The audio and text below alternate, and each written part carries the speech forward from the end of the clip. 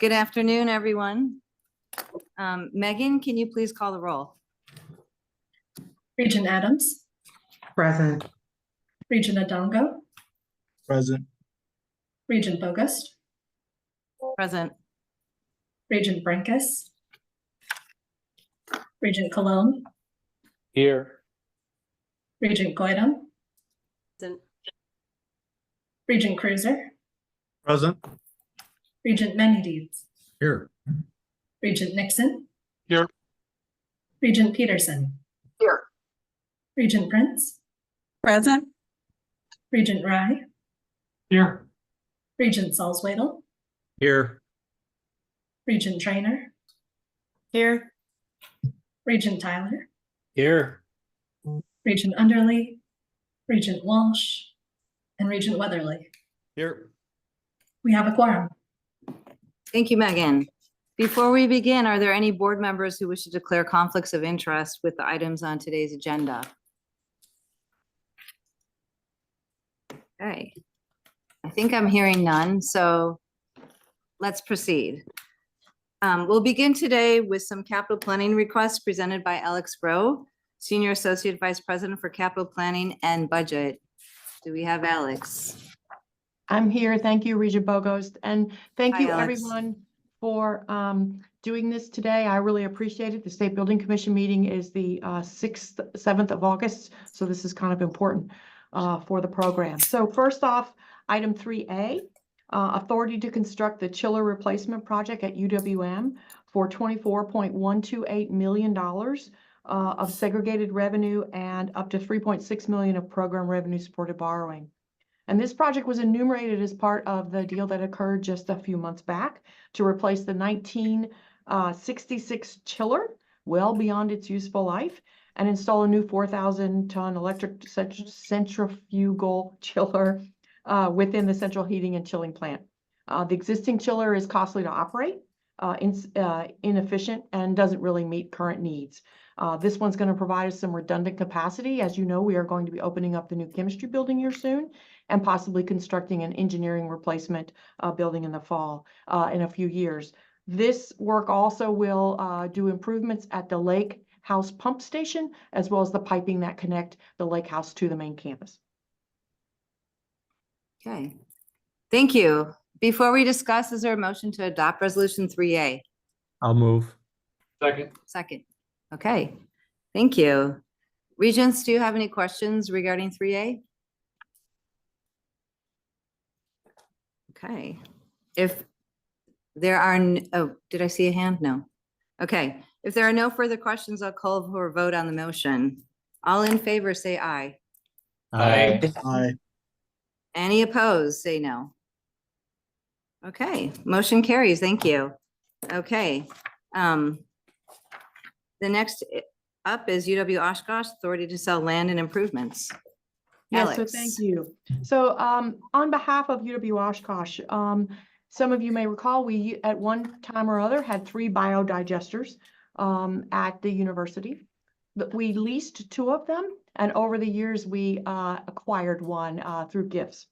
In 2011, the foundation developed this first, what they call an anaerobic batch biodigester, adjacent next door to our campus facility building, which is where all the trades and shops are.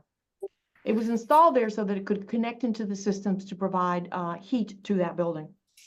It never really worked as well as we had hoped it would. It's more costly to operate than we had expected.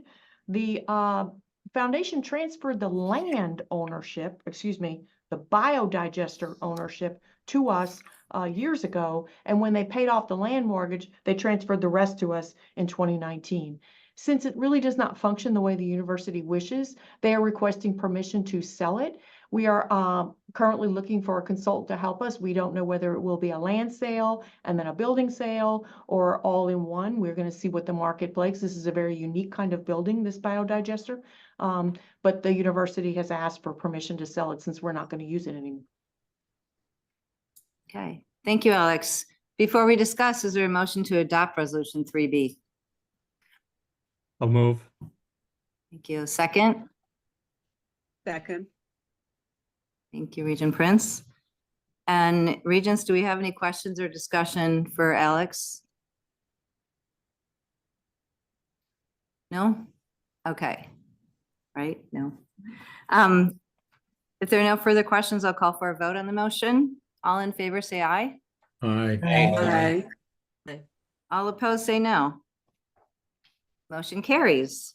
Moving on to item C, UW River Falls Authority to construct the central heating plant burner replacements. Alex, we are this calling allows- upon you again. Yes, ma'am. This allows us to construct the central heating plant burner replacement project at River Falls for about $7.4 million. 4.2 of segregated revenue, 1.9 of existing PRSB, GFSB, which is coming from the SciTech building. And then as well, 1.2 million of program revenue supported borrowing. Due to the removal of the coal equipment a few years back, the primary fuel source on campus transitioned from coal to natural gas with the backup of fuel oil. However, the existing burners were not changed at that time. These burners were designed for coal, not for natural gas. Therefore, they're very inefficient. In order for us to have better redundancy and know that we're going to be bringing online the new science building, we need to upgrade the burners. So this project is going to allow us to upgrade those burners, provide us with more capacity for campus moving forward. Thank you, Alex. Any questions? I'm sorry. Before we discuss, is there a motion to adopt resolution 3C? I'll move. Thank you. Second. Thank you. Okay, now are there any questions for Alex? Any discussion? Nope. Okay. Hearing none, I'll call for a vote on the motion. All those in favor say aye. Aye. All those opposed say no. Motion carries. Okay. Next item, item D, UW System Authority to construct 2023-25 classroom renovation instructional technology improvement program projects. Alex. So this is to construct 4 instructional space projects at UW-Madison, Eau Claire, Whitewater, and Platteville at a cost of about $7.8 million of segregated revenue. At Madison, the project is going to upgrade heavily used classrooms on 2 floors at Van Hise. At Eau Claire, the project is going to convert 4 small rooms into 2 larger rooms, new general access classrooms. At Whitewater, the renovation of the Arts Meadow Lab will bring it into code compliance with new HVAC systems. And at Platteville, the project will fill out shelled space in the Babel Hall project. At the time, we left it vacant due to the pricing for biochemistry and chemistry. Okay. Thank you. Is there a motion to adopt resolution 3D? So moved. Second? Second. Thank you. Any discussion or questions for Alex? Okay. I'll call for a vote on the motion. All those in favor say aye. Aye. All those opposed say no. Okay, motion carries. Moving right along. Item E, UW System Authority to construct a minor facilities renewal project. Alex. So at UW Whitewater, our 1960 era 10-story residence hall complex, the Wells, those elevators are pretty much original or have barely been refurbished. And so this project is going to replace 4 of those elevators and refurbish 2 of them. Okay. Do I have a motion for resolution 3E? I'll move. Is there a second? Thank you. Thank you. Any questions or discussion? Okay, hearing none. All those in favor say aye. Aye. Any opposed, say no. Great. Okay. And now our final capital item. UW System Authority construct all agency maintenance and repair projects. Alex. So on behalf of 4 universities, we're requesting permission to proceed with 8 all-agency projects. They range from replacement of a 30-year roof of UW Green Bay's Crest Events Center to HVAC improvements at the UW-Madison Biomedical Sciences Lab and Whitty Tower A, which is the same kind of building as the Wells you just voted on. Other work includes elevator replacements at UW Whitewater Center for the Arts, UW Parkside's Molinaro and Wiley Halls, and elevator modernization at Madison's parking ramps 46 and 75. And finally, at UW Whitewater, reconstruction of the deteriorated parking lot 11 and replacement of the heating plant's de-aerator, condensate, and blow-down tanks to improve operations. Okay, thank you, Alex. Is there a motion to adopt resolution 3F? I'll So move it. moved. Second? Second. Second. Okay, thank you. Is there any discussion or questions? Okay. No further questions. I'll call for a vote on the motion. All those in favor say aye. Aye. Any opposed, say no. The motion carries. Thank you very much, Alex. Appreciate it. Thank you all. Moving on to our next item is an update on the rulemaking process related to Title IX changes. To lead us in this presentation, I'll now call upon the Universities of Wisconsin Title IX Coordinator, Danny Thompson, Chief Compliance Officer, Paige Smith, and Quinn Williams and Matt Lynn from the Office of General Counsel. Thank you, Region President Bogus. The Universities of Wisconsin Administration seeks board approval for the attached emergency and permanent rule drafts, notice of submittal, and interim region policy changes to comply with the updated federal Title IX regulations by August 1st, 2024. I am Quinn Williams, General Counsel, and with us once again are Paige Smith, Chief Compliance and Risk Officer, Danny Thompson, Title IX and Clery Compliance Specialist, and Matt Lynn, Senior Counsel, all with the Universities of Wisconsin Administration. Today, we will cover an overview of the substantive changes of our administrative code and policies necessary to meet the new federal regulations, steps being taken to conduct an overview of university staffing levels and resources related to Title IX, and should the board approve the resolutions today, the next steps in the rulemaking process, including public and campus outreach. I will now ask Senior Counsel Matt Lynn to go over the major substantive changes in our administrative code and policies where we have discretion under the new regulations. Matt? Thank you. I'm going to bring up my script here. So thank you so much for inviting us here today to discuss the necessary and discretionary changes to our Title IX regulations and policies. As you were previously briefed at the last meeting and in the materials on pages 3 and 4, there are a number of mandatory changes to our Title IX policies that the federal government is requiring. The main mandatory changes are the definitions of misconduct prohibited by Title IX, the scope of how Title IX procedures must apply to that misconduct, and employee reporting and training.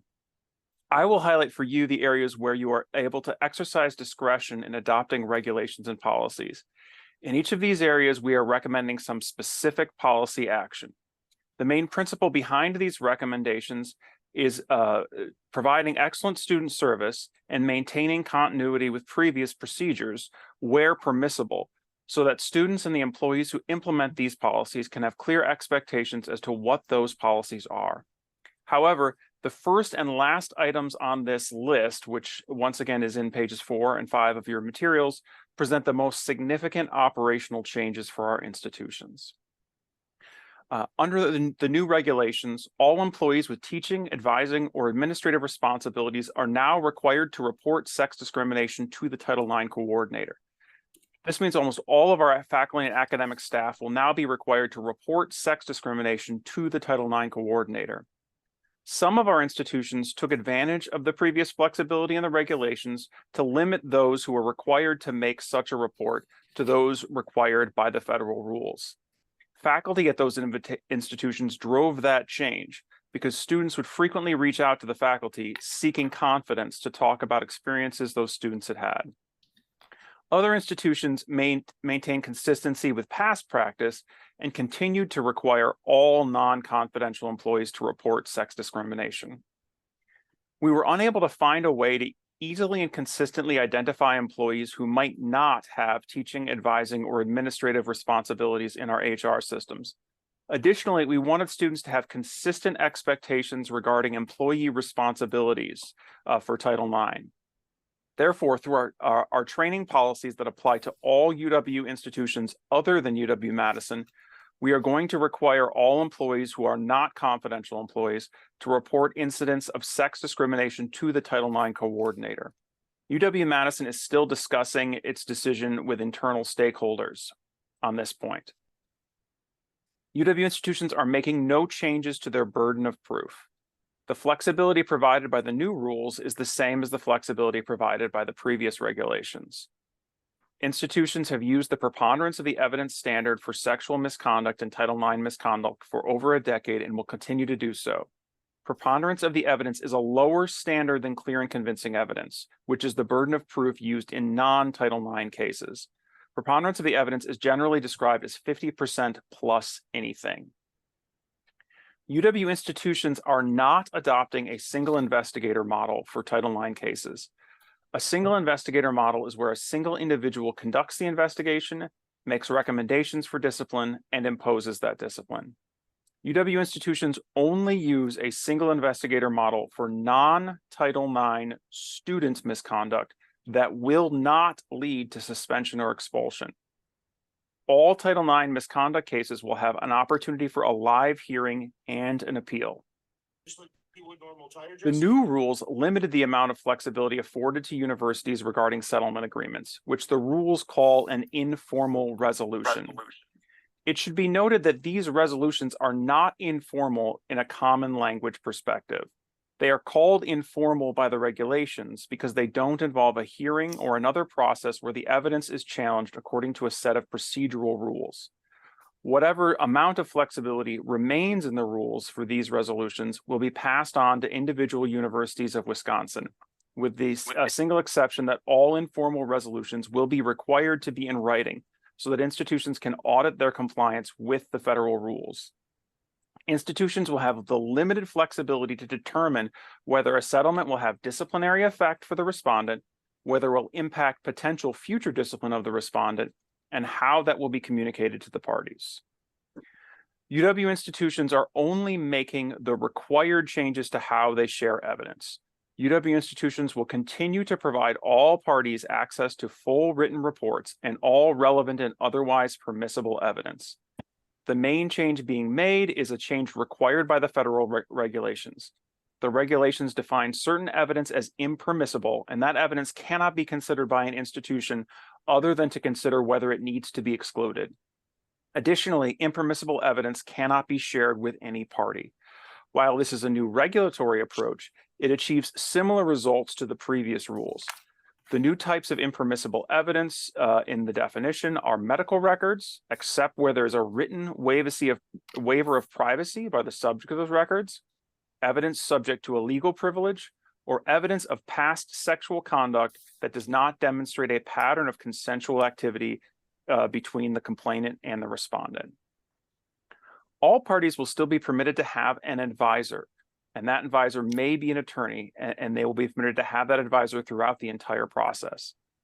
Additionally, given the changes in definition, the universities of Wisconsin are attempting to provide advisors at its own expense in similar categories of cases to where it currently provides such advisors.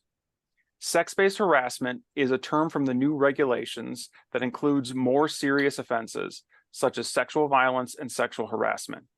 For hearings on cases of sex-based harassment involving a student party, UW institutions will provide an advisor at its own expense for any party that does not have an advisor. UW institutions currently provide advisors in cases of sexual or Title IX misconduct involving a student party at the hearing. However, UW institutions do not currently provide advisors in cases where an employee is accusing another employee of Title IX misconduct, and will continue that practice under the new regulations. The changes to cross-examination are the one area where the universities of Wisconsin have been given flexibility by the federal government, and the institutions have requested to take advantage of this flexibility.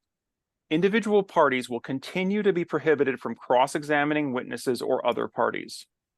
The previous regulations required institutions to permit questioning of any parties or witnesses by an advisor.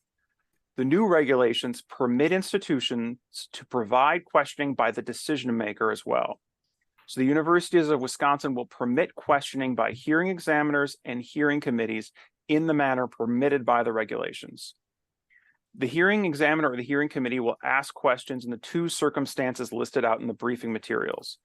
The first is when a party does not have an advisor, such as when one employee is accusing another of sexual harassment, and that employee and one of those employees has not obtained an advisor. The second is when a witness or party makes a request not to be questioned by an advisor for good cause. The hearing committee or hearing examiner will have to make a finding that there is good cause.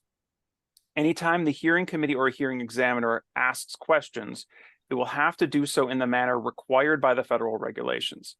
This means that a party or that party's advisor, if there is one, will submit questions in writing to the hearing committee or examiner. The hearing committee or examiner will then have to ask those questions as written or make a ruling that the question is impermissible. If the hearing committee or examiner makes a ruling that the question is impermissible, the party or advisor will have to be given a chance to revise the question to make it acceptable.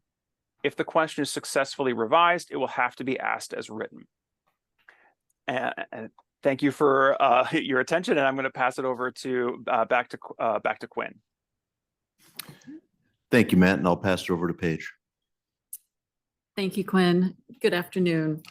In response to the discussion at the last Board of Regents meeting, we were asked to identify and evaluate the needs of the universities to fulfill the new rules under Title IX. To begin this process, we've asked universities to send us information on their existing staff and resources that fulfill the Title IX responsibilities.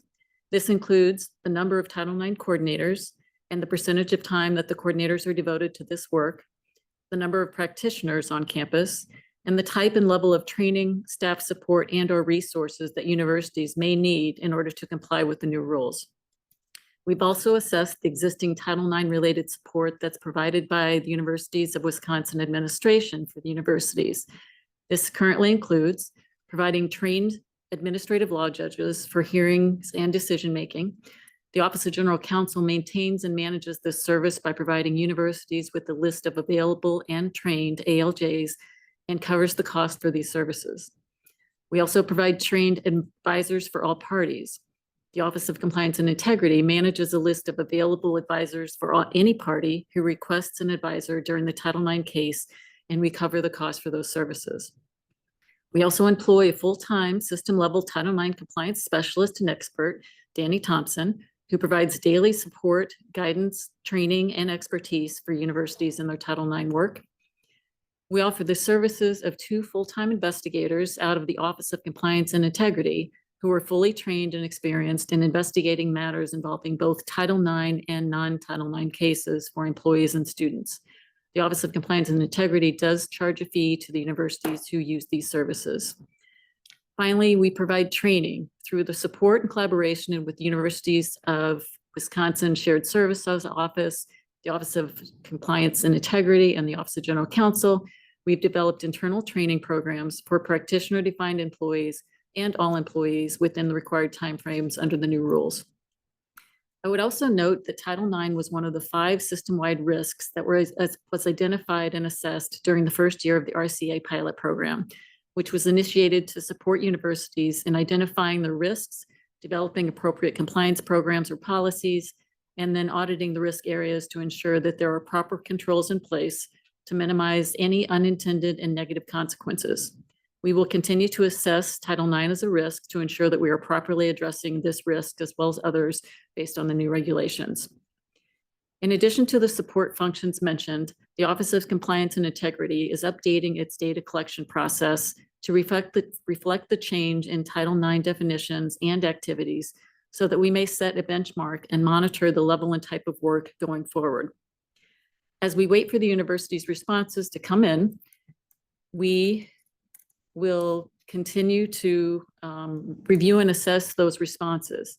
However, we do have some initial thoughts on what may be needed that would include system-level support for developing and offering training programs, updating guidance and expertise for Title IX coordinators and their new responsibilities, providing case management options, continued expertise by the Office of Compliance and Integrity on Title IX matters, and investigative services. These are just a few that we believe will, in fact, need to provide support for both the university and the system level. However, the level and type of support will depend not only on the limitations of each campus, but also the University of Wisconsin administration's ability to increase its support and services. As requested at the last board meeting, the Office of Compliance and Integrity and the Office of General Counsel will review the university's information, identify the type and level of resources, support, and costs necessary to comply with the new rules. We will share this initial information with the university's stakeholders and President Rothman to receive their input and feedback. We will then present a final summary for the Board of Regents to ensure that the universities of Wisconsin have the appropriate personnel and support in place to support their students and employees in regard to their Title IX rights, responsibilities, and protections. I'm happy to answer any questions. If not, I'll pass it back to Quinn. Thank you, Paige. Once again, the attached timeline in your materials covers the next steps in the rulemaking process. Assuming approval of the resolutions before you today, the next time the board will be required to act will be for the combined emergency and permanent rule public hearing notice at the September board meeting. That public hearing is tentatively anticipated to be for October 8th. Between now and that potential public hearing, there will be robust training, campus engagement, and we will continue to partner with the University of Wisconsin Office of Communications to facilitate broad public and campus notice and participation. As a result, we ask the board adopt resolutions 4A and 4B. And thank you once again for your attention, and we're happy to answer any questions you may have. Thank you very much for the presentation. I so appreciate it. And I know that you have worked tirelessly, the whole team. And I want to say how much we appreciate your hard work because it's a lot. It's a heavy lift. So before we discuss, is there a motion to adopt resolutions 4A and 4B? I'll move. Thank I'll you. Second. Okay. So do we have any questions for Quinn and the team here?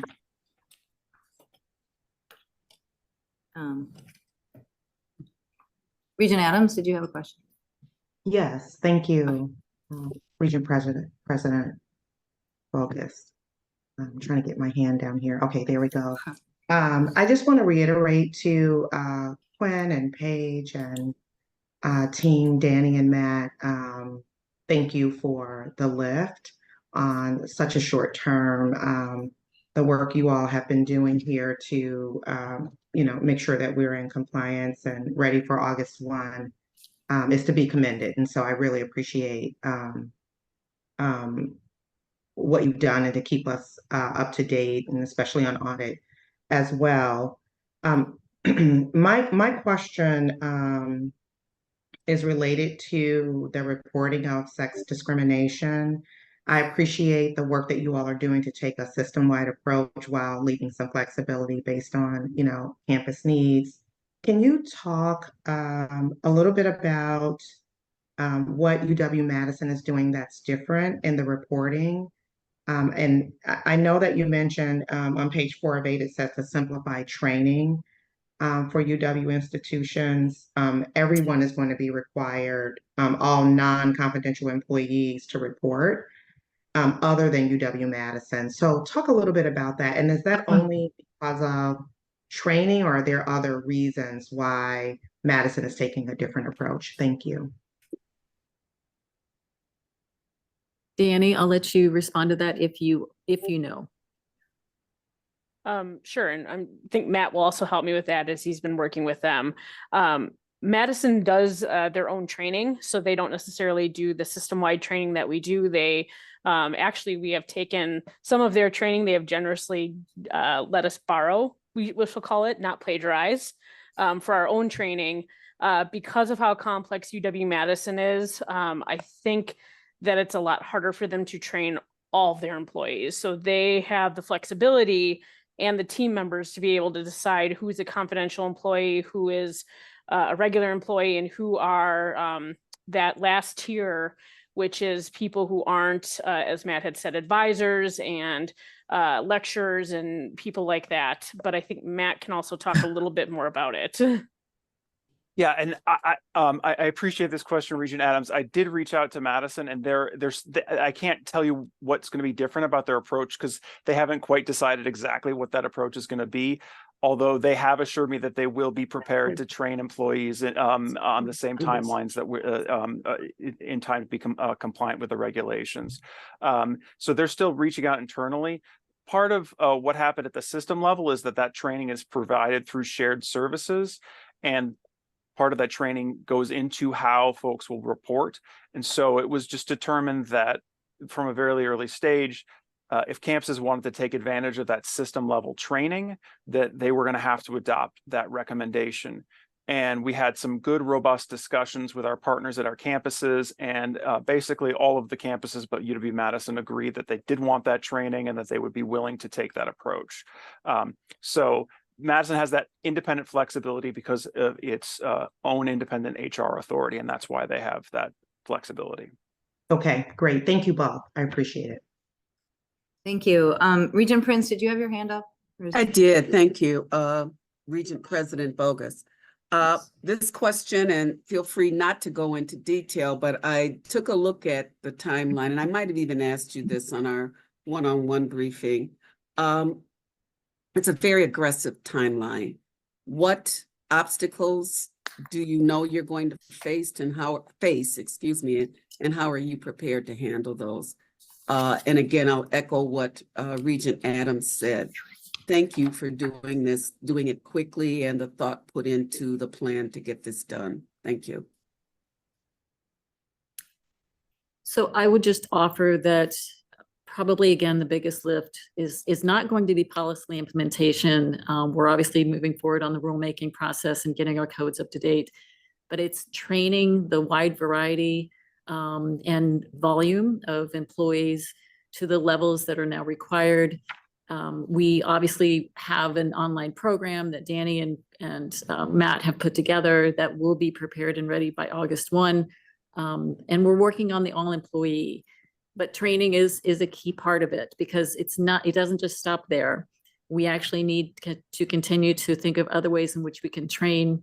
We currently have a training program that's offered through the Student Conduct Institute that universities have used, but that's a cost to them. So we'll need to assess how and in what way we could potentially support them in that cost going forward as well.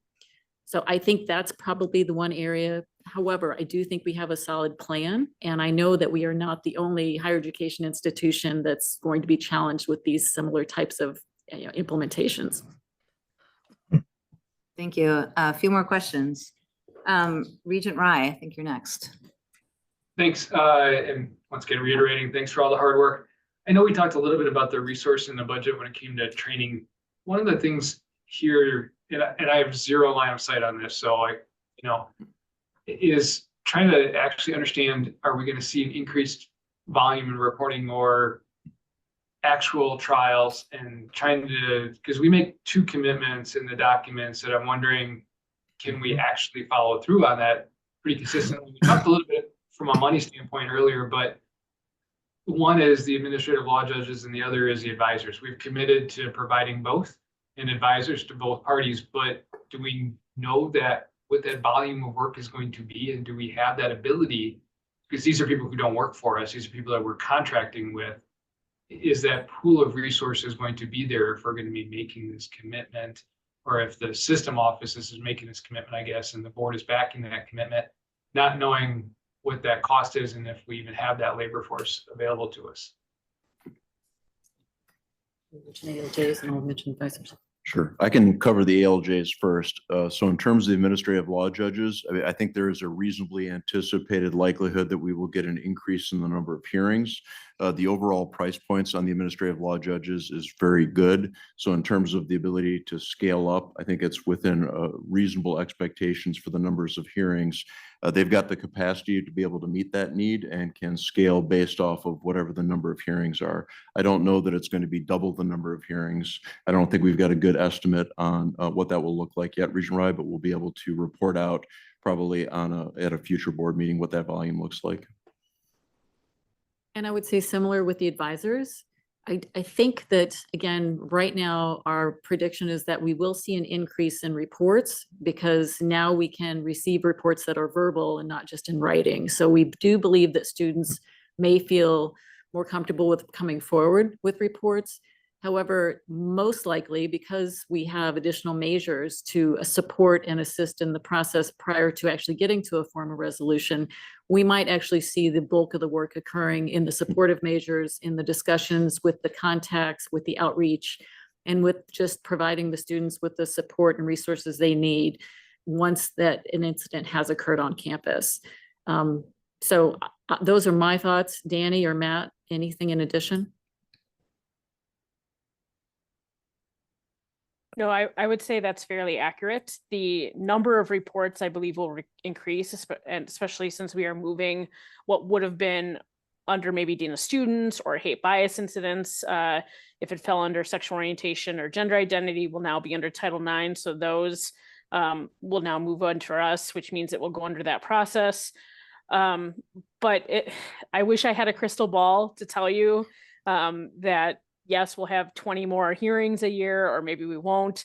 Maybe we'll have more students who are willing to sign settlement agreements, which doesn't include a hearing. We're just trying to prepare for everything. And this is based upon the last 4 years, this is kind of where we see this trend to have been going. And I just And I want to would very keep- quick, Yep, go ahead. Go very, ahead, Matt. very quickly add that gender identity and orientation has always been, since 2017, been included in the regulations, but things that were hate bias incidents that didn't rise to the level of misconduct as defined by the previous regulations will now be formally complaints. So the number of complaints will absolutely increase, but the amount of process that will need to be provided, the ability to dismiss a complaint has also significantly changed, and that's in the rules that the new rules that we're being asked to approve. So it's difficult to predict exactly how that's going to change, and there have been hearings in the past which we will be able to dismiss under the previous rules. So it's not entirely clear yet how that's going to play out. And I would just mention that one of the reasons we're trying to once again benchmark data on the Title IX activities is because when the 2020 regs went into effect, COVID was also occurring and the pandemic. So we really haven't had a good set of data over the last few years. So that's one thing that we're really going to focus on so that we can track and maintain whether there is an increase, and if so, what's a plan to address it. Thank you. Okay, Regent Cruiser, then Regent Many Deeds, and Regent Nixon. So go ahead, Regent Cruiser. Thank you, Chairman Bogus. Quinn, Danny, Paige, and Matt, you've talked about, you've actually done a fabulous job in the briefing, and appreciate where we're going forward, and have some clear expectations of, in some areas, we have never been so certain of our doubt what's going to happen, but the compliance part is going to be in line. What I want to get to is the point we talked about into some detail and dovetail into Regent Rye's comments last time, is the 12 campuses and how we're going to put forth the level and types of work that's being done. That is additional resources being spent by the 12 universities outside of Madison, and what support we're giving them, or what contract services we're giving them. But I think we need to but rather identify those increased mandates. I think Chris Peterson said unfunded mandates as an argument going into this budget cycle. We ought to have a clear handle on what those are and what month are we going to start targeting to have some numbers on that. And as we get reports monthly, we can then just have that discussion and just be aware of that as we're moving forward, because that's clearly going to be increased expenses at some of the campuses that have financial concerns and are trying to work their way out of it. So in other words, what's the timeline, Quinn? You're probably going to be the lead domo on this, and talking with people to say, here it is, pull it together, and you're going to be able to start tracking things now, next month. We're going to vote on it maybe in September. It should be by September, I would think, to have methodology down. Well, I would say, I'll respond to that. So I do think that we'll have all of the data in hand from the universities over the next few weeks.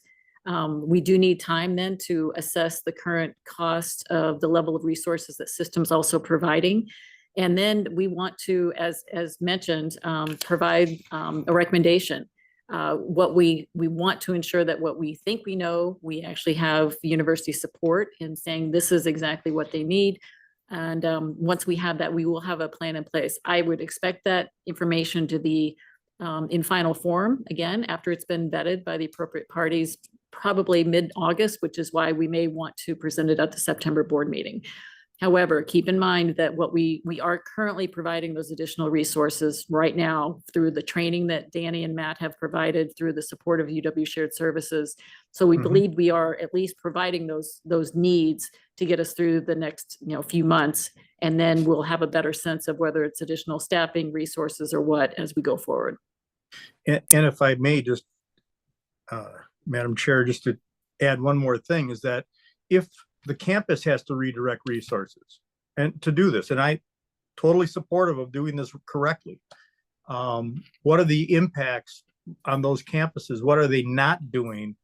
Because we're giving them 2 gallons to walk with in a 1 gallon bucket. They got to, something's got to give at some point. So what have they decided not to do? So we can so we can at least document, all right, this is why maybe in the next budget we need more money because of these types of situations. I think that's a very compelling argument that we just need to track the details so that we're accurate in whatever we do say in the future. Thank you, Regent Cruiser. Regent Many Deeds. Thank you, President Bogus. I just want to thank the team, as usual, a professional presentation. But I really want to thank you for the opportunity we had several days ago to speak to all of you individually, to have our questions answered fully. And you took the time necessary to do that. I appreciate it. I also appreciate getting the materials days ahead of this meeting so we can compare and contrast the former policies to the present policies. That's very helpful. I just want everybody to know that we do look at those things and consider them. And also for this presentation, this is such an important area for our students, for the accused and the accusers who are going to be needing more equal footing. This is important to them in their life. It may impact them for a long, long time, if not the rest of their lives. So keep up the good work. It's really important regardless of, and I understand the funding aspect of things, but to me, that's a secondary thing to consider. So thanks for the work. Thank you, Regent Many Deeds. And Regent Nixon. Thank you, Chair Bogost. I'm going to ask a question which probably has an obvious answer. Madison, despite marching to their own drummer, will be in compliance as of August 1st? That's my question. Yes. Okay, thank you. Okay. Any other questions? Okay. Oh, Regent Salzweedl. All right, let me get my hand down here. Thanks everybody for a great presentation, and I would echo the comments about getting the materials ahead of time. I know that being a new regent, I'm coming to understand the challenges of getting data from many different campuses in different types of systems and trying to get. I know I asked this question in the pre-briefing, trying to get them in some kind of a dashboard. But I just wanted to emphasize again that from a board standpoint, from a governance standpoint, understanding trends of where these things are going is so important. And I know there's pushback at times for resources needed to get that data to the system, so the system can provide the dashboard and the data for us to be able to look at and evaluate. But I think it's worth noting that going forward, in particular in this topic, it's a zero-sum game. It's table stakes, and this is information and data from a system standpoint that we really need to have, and really need the support of getting that data so that we can evaluate and do our fiduciary responsibility as a board. So I just wanted to make that comment. Thank you. Any further questions? I have one question. Hopefully it's not too long. there were informal resolutions that in the old rules, and I'm just wondering if we've kept track of the campuses and how many chose to do informal resolutions with settlement agreements, and with what you think, what your best guess of looking forward to the new rules, what that would look like, and as far as, you know, just time consumption and going forward. I don't know if it's too difficult to kind of guess. I'd probably defer to Danny. Okay. Danny, do you have some thoughts? I don't think I can give you exact numbers, but I will say your Title IX coordinators and the Title IX practitioners are very good at settlement agreements. I think also a lot of students, once they see, oh, this is actually going to a hearing, are then more likely to go, okay, what can I do to make this go away so I don't have to tell my story for the 500th time, whether they're complainants or respondents. I think we'll see that trend continue, but there are some people who absolutely are like, nope, I want it out there. I want the story out there. I want to be able to either defend myself or tell my side. And that's why, like I said, I think that trend will continue. We'll still see many settlement agreements, although as Matt has pointed out, they are very specific on what we can do and how we do it and what those settlement agreements look like. We have very little flexibility in terms of settlement agreements for Title IX cases. Okay. And the only you. thing I would add to that is that that trend is going to be dynamic. So I think the request that we monitor that is something we will think about carefully, because the trends as students learn the new system, it could change over time. Okay, thank you. Okay, any further questions from any regents? No. Okay. If there are no further questions, I'll call for a vote on the motion. All in favor, say aye. Aye. Aye. All opposed, say no. Great. Thank you again to our amazing team. Really appreciate all your efforts. We'll be hearing from you again. Okay, Thank you. Thank you. thank you. All right, I'll now seek a motion and a second for the Board of Regents to move into closed session to consider compensation adjustments for chancellors as permitted by Section 19.85, Parent 1, Parent C of the Wisconsin statutes. Is there a So motion moved. and a second? I'll Thank you. second. Thank you. Megan, could you please conduct a roll call vote on the motion to move into closed session? Regent Adams, Yes. Regent Dongo, Yes. Regent Bogost, Yes. Regent Brenkus, Regent Cologne, Regent Goida. Yes. Regent Cologne, yes. Sorry. Thank you, Regent Cologne. Regent Cruiser, Yes. Regent Menedides, Yes.